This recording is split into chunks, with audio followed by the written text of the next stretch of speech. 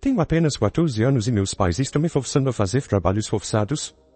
Eu não quero fazer isso, quero ir para a escola e conseguir uma educação. Agora, eles estão me expulsando de casa porque me recusei a trabalhar na fazenda depois de desmaiar. Felizmente, meu tio tem algo a dizer sobre isso que me faz sentir melhor. Sou o garoto de 14 anos mais infeliz do mundo.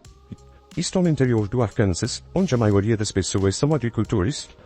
As crianças são obrigadas a começar a trabalhar na fazenda desde cedo, e apenas alguns pais entendem a importância da educação e se preocupam em mandar seus filhos para a escola. Eu não tive a sorte de ter pais assim. Meu pai não tem terra própria, mas ele sempre compra produtos de diferentes agricultores e os vende no mercado. Tenho meu irmão mais novo de 10 anos chamado Ada. Eu estava no primeiro ano do ensino médio quando fiz 14 anos. Embora eu não entendesse totalmente a importância da educação, sabia que queria ser algo mais do que um fazendeiro. Porém, meu pai frustrou minhas esperanças. Dias depois do meu aniversário de 14 anos, ele me chamou para o quarto dele e disse que havia chegado a hora de eu abandonar meus estudos. Ele disse que acordos foram feitos com um amigo que possuía uma grande extensão de terras agrícolas, e eu seria um dos trabalhadores contratados. Eu tinha 14 anos, era magro e não tinha o tipo de resistência física que meus colegas tinham. Não sabia se era porque meu irmão e eu não fomos devidamente alimentados pelos nossos pais. Senti-me mal com o acordo, mas não estava absolutamente em posição de expressar minha opinião ou desafiar meus pais. Foi assim que dei adeus à minha educação. Desmaiei na fazenda no meu primeiro dia de trabalho devido ao cansaço. Não consigo descrever completamente a comoção que aconteceu depois que fui ressuscitado. O próprio dono da fazenda me levou de volta para casa para meus pais. Ele contou aos meus pais o que aconteceu, mas eles estavam mais preocupados em fazer com que eu voltasse a trabalhar o mais rápido possível. Meu pai disse ao amigo para não se preocupar, pois eu retomaria o trabalho no dia seguinte, depois de ter descansado aquele dia. Eu fiquei magoado com os comentários de meu pai, mas a resposta do amigo foi reconfortante. Ele disse aos meus pais que não estava mais disposto a me deixar trabalhar em sua fazenda porque não achava que eu estava em condições. Meu pai tentou convencê-lo, mas ele disse que não queria se envolver em nenhum tipo de problema. Ele saiu de casa e meus pais ficaram com raiva de mim pelos dias seguintes. Meu irmão mais novo assistiu com terror porque sabia que era o mesmo que eu esperava em 4 anos, se não menos. Meu pai tentou arranjar outros trabalhos para mim, mas as notícias sobre como desmaiei na fazenda se espalharam pela comunidade. Foi muito difícil para ele convencer alguém a me contratar. Minha presença em casa começou a irritar meus pais. Eu nunca parecia fazer algo certo aos olhos deles. Eles reduziram a quantidade de comida que eu comia e ainda reclamavam que eu comia demais. Se algo estivesse fora do lugar, ninguém mais era responsabilizado, tudo recaía sobre mim. Era surpreendente que eles não reclamassem que eu estava consumindo muito oxigênio da atmosfera. Depois que meu pai falou em conseguir outro emprego para mim, pensei que seria uma boa ideia voltar para a escola em vez de ficar em casa sem fazer nada. Então, me aproximei dos meus pais numa noite e fiz a sugestão, mas foi uma ideia terrível. Quando entrei no quarto dos meus pais, vi seus rostos contorcidos que indicavam seu desgosto pela minha presença.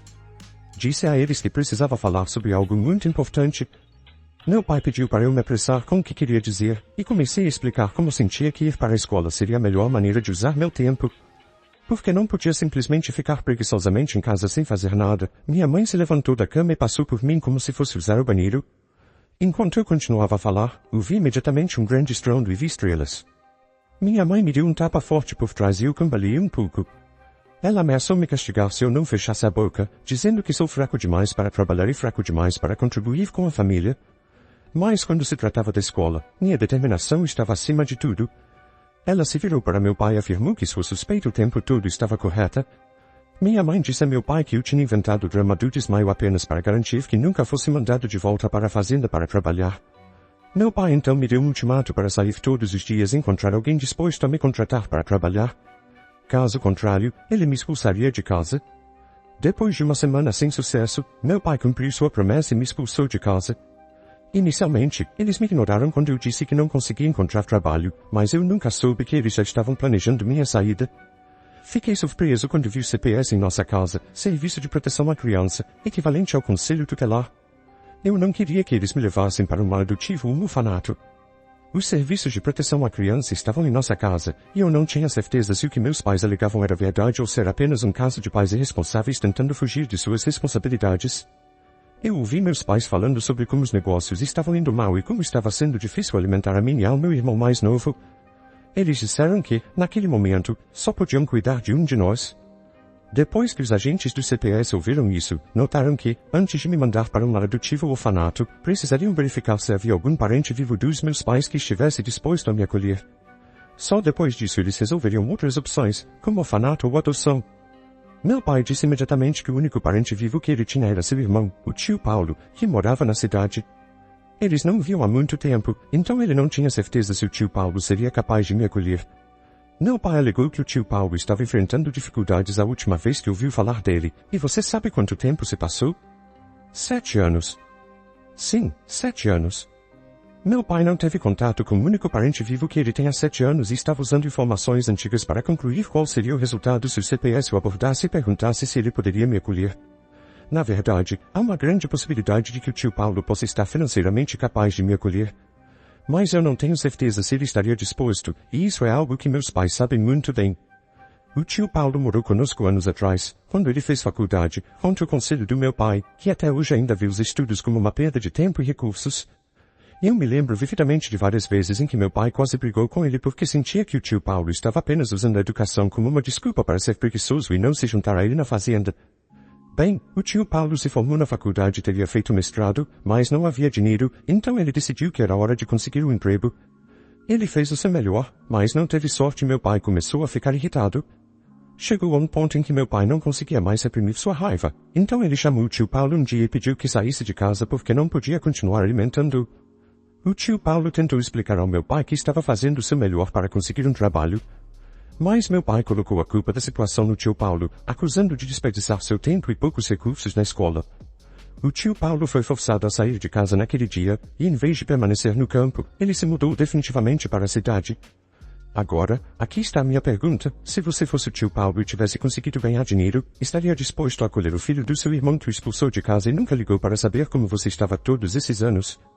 O CPS prometeu que entraria em contato com meu tio para ver qual seria a resposta dele. Sinto-me desconfortável porque acredito que meu tio não gostaria de me acolher e eu poderia acabar em um lar adotivo. Acho que descobrirei meu destino em apenas alguns dias. Já se passaram 5 anos e agora já estou com 19 anos, e já sou um adulto crescido. Desde que prometi que ia manter vocês atualizados. Peço muitas desculpas, acabei me ocupando com a minha vida. O CPS voltou aos meus pais e informou que meu tio decidiu me acolher. Meus pais ficaram tão surpresos quanto eu, pois achavam que o tio Paulo recompensaria o ato de maldade deles com crueldade. Eles ficaram bastante felizes por eu estar sendo tirado das mãos deles. Enquanto esperávamos o dia da consulta, quando eu seria tirado de casa para viver com meu tio, meus pais repetidamente me disseram que, por ter decidido trilhar o caminho do tio Paulo, eu acabaria como ele. As palavras dos meus pais nunca tiveram um impacto tão negativo sobre mim quanto no dia em que fui para a casa do tio Paulo. Lembro-me do dia em que fui levado pelo CPS. A única pessoa que estava emocionada com a minha partida foi meu irmão mais novo, Ada. Ele correu atrás de mim enquanto eu era conduzido para longe, me segurou com força e começou a chorar, dizendo que não queria que eu fosse embora. Não consigo descrever a dor que senti naquele momento. Imediatamente, ao ver meu irmão chorar, meus pais não gritaram com meu irmão por tentar atrasar minha partida, pois o CPS perceberia que tipo de pais eles eram. Eles disseram a Ada e a mim que a minha partida era o melhor para todos, mas eu tinha certeza de uma coisa, Ada teria um encontro com o cinto do meu pai naquele dia. Eu estava nervoso enquanto dirigíamos para a casa do meu tio. Quando chegamos lá, ele parecia muito feliz em me ver depois de tantos anos. Eu não fui tocado por sua demonstração de carinho e emoção porque senti que tudo aquilo era apenas uma encenação. Eu queria acreditar que ele tinha boas intenções comigo. Após cerca de 5 minutos discutindo com ele, o serviço de proteção à criança me deixou com ele e eu me preparei para o pior, mas nunca veio. O tio Paulo exclamou que eu estava magro como um graveto e depois me mostrou meu quarto. Rapidamente, ele começou a preparar algo para eu comer. A qualidade da refeição era surpreendente, algo que nunca tinha experimentado na vida. Se meus pais consideravam isso um fracasso na vida, eu adoraria me tornar um fracasso também. Eu limpei meu prato em 5 minutos, e sem perguntar se eu estava satisfeito, meu tio serviu mais um pouco.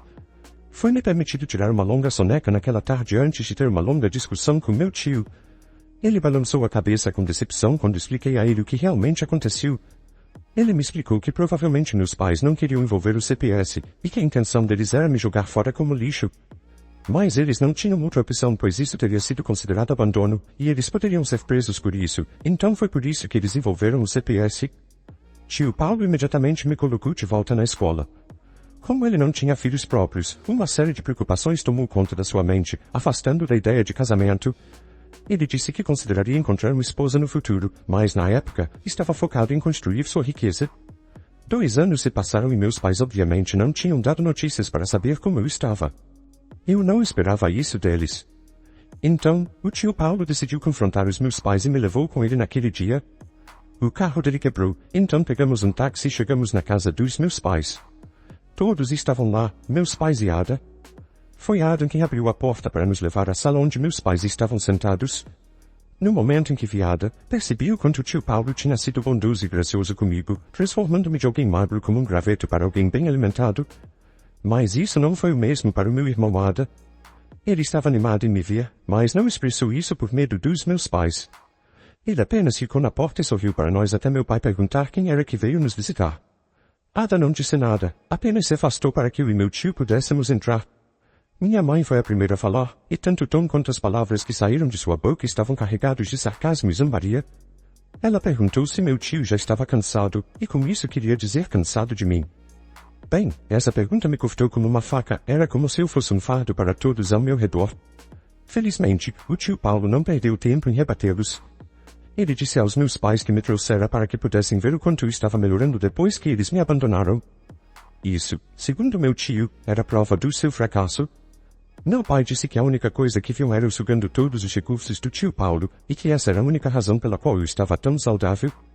Pediram para ele me levar e sair de casa, caso não tivesse mais nada importante a dizer. Tio Paulo chamou de sem vergonhas e acenou para mim, indicando que era hora de nos despedirmos. Estávamos partindo, mas meu coração estava sangrando e minhas pernas estavam pesadas enquanto todo aquele drama se desenrolava. Meu irmão Ada nem sequer disse uma palavra, e eu sabia que era porque nossos pais já o haviam instruído para que tomasse cuidado e que mantivesse distância. Atualmente, tenho 19 anos e estou na faculdade, mas estou seriamente preocupado com meu irmão mais novo, Ada. Eu sei que ele não pode ter o melhor na vida enquanto estiver sob a influência dos meus pais. Atualização rápida sobre meus pais. Ei pessoal, já se passaram 3 semanas desde que meus pais e o tio Paulo se encontraram? Depois que meu tio e eu voltamos da casa dos meus pais, eu não estava me sentindo como eu mesmo. O tio Paulo percebeu isso rapidamente, quando ele perguntou o que estava acontecendo, abri meu coração. Expliquei que meus pais eram a causa do meu mau humor. Eu sabia que Adam tinha aspirações que não conseguiria realizar enquanto morasse com meus pais. Eles não queriam que ele frequentasse a escola, e não o apoiavam adequadamente. Além disso, meu relacionamento com meu único irmão parecia distante agora, o que não era o que eu desejava. O tio Paulo comentou que a situação do meu irmão era lamentável, mas que não havia muito o que fazer, já que ele morava com nossos pais. Pensei que a solução seria simplesmente ir buscá-lo. Senti que precisava fazer isso e pensei que talvez meus pais deixassem ele ir, pois eles já tinham me dado permissão voluntariamente, então provavelmente concordariam com a ideia. Pensei em sugerir que outra pessoa assumisse a responsabilidade por Ada, mas o tio Paulo já sabia para onde isso estava indo.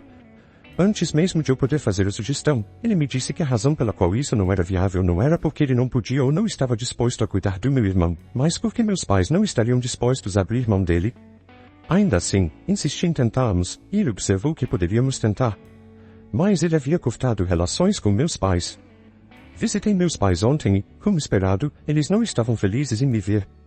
Minha mãe não estava por perto dessa vez, então era só eu, meu pai e meu irmão. Comecei a contar ao meu pai que queria trazer Ada para morar na cidade onde estávamos, para que ele pudesse frequentar a escola. Meu pai ficou em silêncio por cerca de 2 minutos depois que terminei. Antes de perguntar se eu sentia que ele não tinha interesse no seu filho Ada. A resposta para essa pergunta era muito óbvia, mas eu não queria causar nenhum drama, então simplesmente respondi dizendo que estava considerando o que Adam queria para si mesmo. Meu pai imediatamente explodiu, dizendo que o que ele queria para Ada era mais importante do que o que Adam queria para si mesmo. Ele nem sequer se importava com o que Adam tinha a dizer. Ada estava ali parado, com apenas 15 anos, e assim como fizeram comigo, meu pai já o havia tirado da escola e começado a empurrá-lo para um caminho que ele não queria seguir. Eu não sabia de onde vinha toda essa ousadia. Mas estou grato por ter dito isso. Eu disse ao meu pai que forçar Ada a seguir um caminho que ele não escolheu só iria fazer com que ele guardasse ressentimento contra eles no futuro. No entanto, meu pai argumentou que o contrário seria verdadeiro, pois Ada ficaria grato por ele ter escutado e trilhado o caminho que ele escolheu para Ada. Nesse momento, Ada estava visivelmente tenso e meu pai me pediu para deixá-lo em paz. Ele me avisou para nunca mais aparecer na casa dele. Eu me levantei e saí. Infelizmente o tio Paulo estava certo. Eu não vou desistir e permitir que meus pais arruinem a vida do meu irmão. Adam tem 15 anos, o que significa que em 3 anos ele terá atingido a maioridade legal, quando poderá tomar decisões por si mesmo. Só espero que quando chegar a hora, ele ainda tenha o desejo de ir para a escola e não tenha sucumbido à ideologia frustrada dos meus pais. Atualização número 3. Agora tenho 21 anos. Meu coração está muito pesado enquanto digito isso. Você deve estar se perguntando como cheguei até aqui, especialmente porque fazem apenas 2 anos desde a minha última atualização. Bem, 2 anos são tempo suficiente para que as situações mudem drasticamente para uma pessoa. Meu tio e eu vivemos tranquilamente depois que concluí que não tinha mais pais. Mas comecei a notar algo com o tio Paulo, sua saúde estava piorando. Preocupei-me com isso e perguntei a ele, mas ele disse que não havia com o que se preocupar. Encontrei conforto em suas palavras de encorajamento, até que um dia ele me ligou e iniciou uma discussão sobre como encontrar sempre forças na vida, mesmo quando se sente sozinho. Parecia estranho, mas eu tentei não ler nas entrelinhas. Tio Paulo perguntou o que eu faria se tivesse toda a riqueza que ele acumulou para mim. Comecei a falar sobre como abriria um fundo de bolsas de estudo para crianças que trabalham no campo, que como eu desejavam ir para a escola, mas não tinham pais ricos o suficiente para custear seus estudos. Eu ainda estava falando quando meu tio começou a tossir. Eu me preocupei com ele e corri imediatamente para pegar um copo d'água. No momento em que voltei com um copo d'água, a tosse persistiu. Enquanto ele estendia a mão para pegar o copo, percebi que estava coberta de sangue. Era mais sério do que eu havia imaginado. Como a situação parecia fora de controle, encorajei meu tio a irmos imediatamente para o hospital, mas ele estava bastante calmo sobre tudo isso. Foi então que ele me revelou que tinha câncer de pulmão em estágio avançado. Segundo ele, já havia passado por vários tratamentos antes, mas a situação havia piorado. Senti-me muito mal. Mas o golpe maior veio quando ele me disse que os médicos haviam dado a ele apenas alguns meses de vida. Eu não sabia o que fazer. Eu faria qualquer coisa que fosse exigida de mim para salvar a vida do meu tio. Não suportava a ideia de perdê-lo, então comecei a sugerir que ele tentasse outros centros médicos conhecidos ao redor do mundo. No entanto, ele me disse que já havia explorado várias opções. E todos eles tinham o mesmo diagnóstico. Perguntei ao meu tio por que ele não havia comentado nada comigo e então ele me disse que não queria me preocupar. Ele sabia o quanto eu já estava lidando com meus próprios problemas e não queria ser um fardo adicional. Ele preferiu enfrentar essa batalha sozinho, esperando que de alguma forma pudesse proteger aqueles que amava da dor que estava sentindo. A revelação me abalou profundamente. Senti uma mistura de tristeza, raiva e impotência. Mas acima de tudo, senti a necessidade de estar ao lado dele, de apoiá-lo de qualquer maneira que pudesse. Então, prometi a mim mesmo que passaria o máximo de tempo possível com ele, criando memórias e aproveitando cada momento. Desde então, vivia atormentado todos os dias, porque cada dia era um lembrete da doença que limitava o tempo que eu tinha para passar com alguém que significava o mundo para mim. Informei ao tio Paulo sobre meu desejo de ligar para meus pais e avisá-los sobre o que estava acontecendo. Mas ele me pediu para não fazer isso. Disse que eles o haviam abandonado durante toda a vida e que, portanto, não precisava deles agora que sua vida estava chegando ao fim. O tio Paulo então me informou que eu seria o único herdeiro de tudo. Eu pensava que era apenas a bela casa que ele construiu com uma modesta quantia em sua conta, mas estava completamente enganado. O tio Paulo disse que valia $500.000 e tudo seria meu. Foi o que aconteceu. Eu não me importei em desobedecer ao desejo do meu tio e liguei para meus pais. Eu sabia como as coisas estavam difíceis entre nós, mas estava disposto a ignorar a dor que meus pais me causaram ao longo dos anos para que meu pai pudesse se reconciliar com seu único irmão, que estava prestes a morrer. Meu pai não atendeu, então liguei para minha mãe. Ela atendeu e ouviu minha voz claramente. Ela resmungou e passou o telefone para meu pai. Ele respondeu com sim, o que significava que eu tinha alguns segundos para explicar o motivo da ligação. Eu disse a ele que o tio Paulo estava gravemente doente e internado no hospital. Eu ainda estava falando, prestes a chegar ao ponto em que o tio Paulo tinha apenas algumas semanas de vida, quando meu pai explodiu de raiva ao telefone.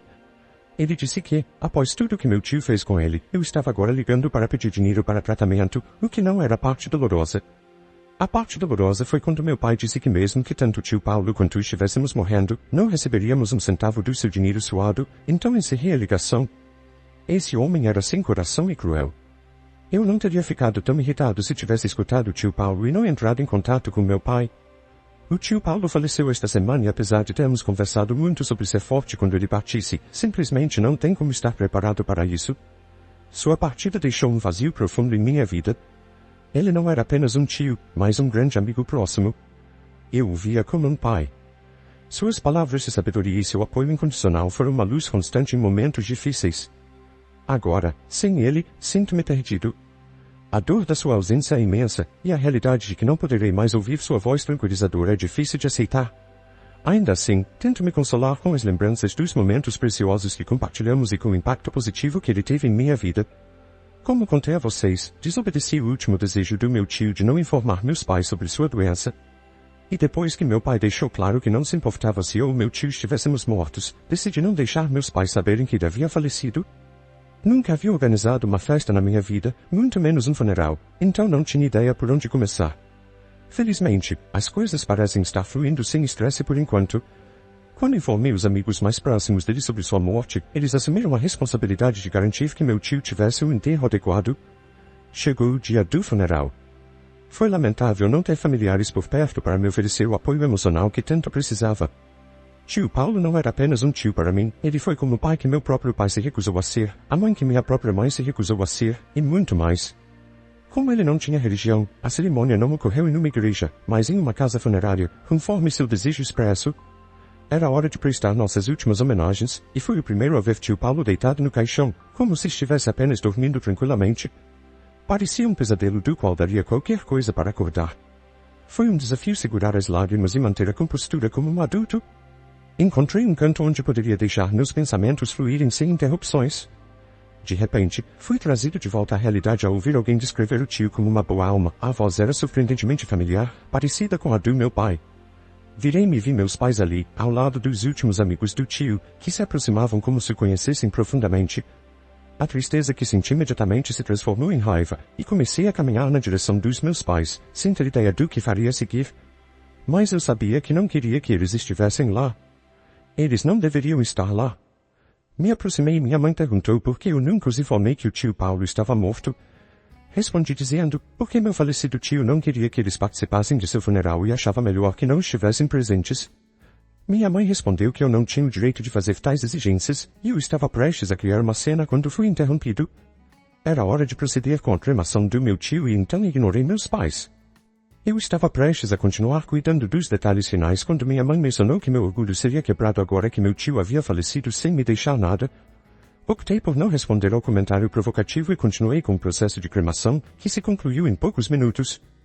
Agradeci a todos por terem vindo e convidei os presentes a irem à casa para um lanche leve. Meus pais estavam entre os que compareceram. Enquanto recebi os pêsames de alguns convidados, meus pais entraram pela porta e ficaram surpresos ao verem a casa que meu falecido tio havia construído. Eles se aproximaram de mim e perguntaram se era verdadeiramente a casa que meu tio havia construído. Levantei-me do sofá onde estava sentado com os convidados, olhei para meus pais e dei uma resposta inesperada. Disse a eles que meu tio realmente construiu a casa, mas agora ela era minha. Minha mãe perguntou se eu realmente quis dizer o que acabei de dizer, e eu respondi que sim. Mesmo após a partida do tio Paulo, eu tinha $500 mil na minha conta. Suas mandíbulas caíram, mas enquanto ainda estavam procurando as palavras para dizer algo, eu pedi que saíssem da minha casa. Todos ficaram extremamente surpresos. Bem, meu pai disse que eles ainda eram meus pais e eu não deveria simplesmente desrespeitá-los assim. Mas chamei a segurança e pedi para retirá-los. Tenho certeza de que o tio Paulo estaria sorrindo se pudesse ver meus pais sendo vergonhosamente expulsos da casa. Pedi desculpas aos convidados pelo pequeno caos e assegurei-lhes que era isso que meu tio teria desejado. Em breve, irei buscar meu irmão Adam, que atualmente tem 17 anos. No próximo ano, tentarei convencê-lo a vir morar comigo para que meus pais possam passar o resto de suas vidas a sós. Pretendo dar ao meu irmão Adam a vida que meus pais tiraram dele, a vida que ele realmente merece. É difícil para mim aceitar as tentativas recentes dos meus pais de se aproximarem. Embora eles agora pareçam mais bondosos, não consigo deixar de sentir que seus gestos são motivados não pelo amor genuíno, mas pelo interesse na herança. Essa percepção tem afastado ainda mais deles, pois valorizo conexões autênticas e genuínas, não movidas por ganhos materiais. Prefiro manter uma distância. Agradeço a todos pelo apoio ao longo de tudo isso e por me ouvirem. Imagine o que esse jovem passou, ter pais que nunca se importaram com ele e que mesmo assim, tiveram a audácia de aparecer em sua casa após o funeral, e para piorar, agora eles tentam se aproximar apenas porque sabem que ele herdou uma fortuna, querendo se aproveitar disso. Quero saber o que você pensa sobre isso. Se você herdasse uma herança de $500 mil, e então sua família tentasse se aproximar depois de tudo o que aconteceu, como você reagiria? Quero muito saber sua opinião sobre isso. Por favor, deixe seu comentário abaixo. E não se esqueça, se você ainda não se inscreveu no canal, aproveite para fazê-lo agora e ative o sininho de notificações do YouTube. Dessa forma, você será avisado quando eu postar outra história interessante. Um forte abraço e até a próxima história.